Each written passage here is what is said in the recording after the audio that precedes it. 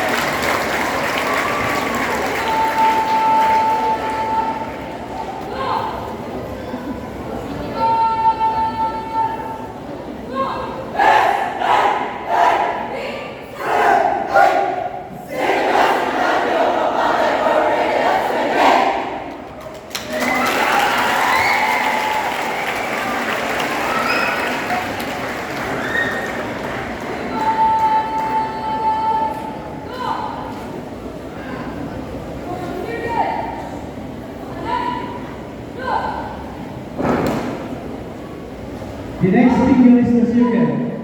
This shape symbolizes solidarity of the CAT organization, an organization that is founded together with God and the center of faith, service, and excellence as their ideals. This one is reflected on the tightness and unity of the cadets and cadets during their training. They are given enough lessons and activities that help them develop and learn new things in military. An accord, like the circle that up to now is not broken, a bond that made them like siblings, and that is strong enough to hold 52 individuals as one. Their brotherhood is like a circle. It is continuous. It has no end, and it goes on forever, just like the school and the organization that up to now goes on and will stay. Now we will witness the so-called rifle plant. This symbolizes legacy planted by our CAT officers in our school and to the future students of staff, thus making these students together embedded with military disciplines by which the CAT organization and the school are teaching them. And the CAT officers of these plants are hoping that the future leaders will harness what this institution has planted for them.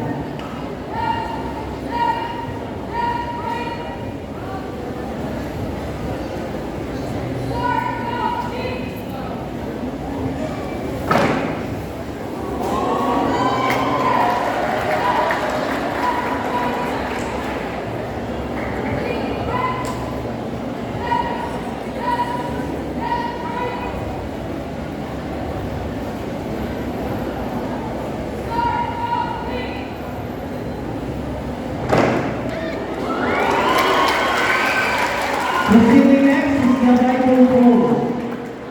This roll signifies trust that the officers are giving to each other.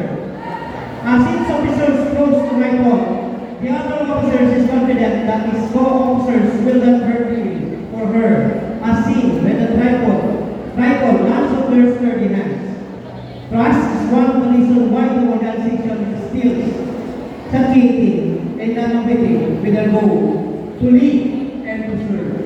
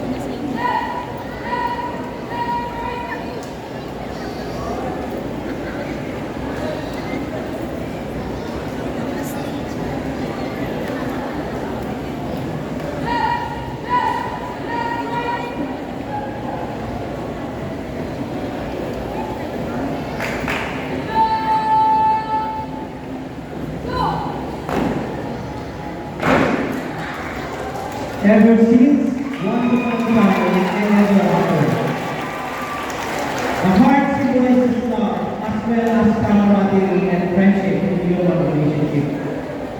This is as well felt in our organization. The officers' love for the organization and their alma mater show, and we can still see it through good works, well-performed duties and fulfilled responsibilities that they have wholeheartedly accomplished for the good of their fellow Augustinians and other people. It's just shows that because of love and passion, being a civic officer can make you fulfill things that you thought you could never do. The love of cadets and cadets to the organization was shown through their devotion and loyalty to the school and all of its ideas.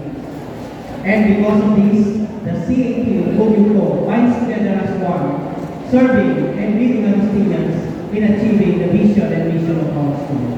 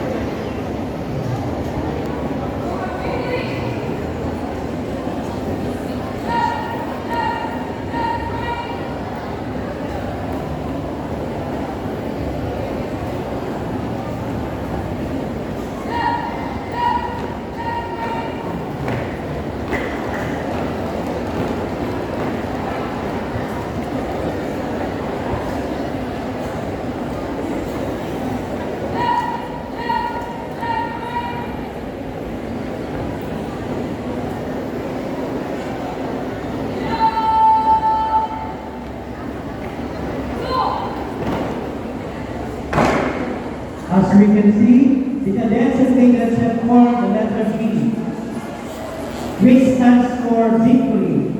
Victory is one of the main objectives of our organization, and this helps them in fulfilling one of the school's core values, which is excellence. Achieving excellence can make the organization exceed their limitations and aim more. This is also a way of giving them a sense of direction and goals so that they may strive more to attain their dreams. This victory gives them the determination to soar high like the eagle in our school logo. It flies high and even at its highest peak. Still forwards to reach a higher point to show what a true leader is. A leader or a winner that never gives up. Just like our pillar Isaac, that continues its legacy of being a Catholic institution for students, helping them to become successful, not just in the Philippines, but worldwide.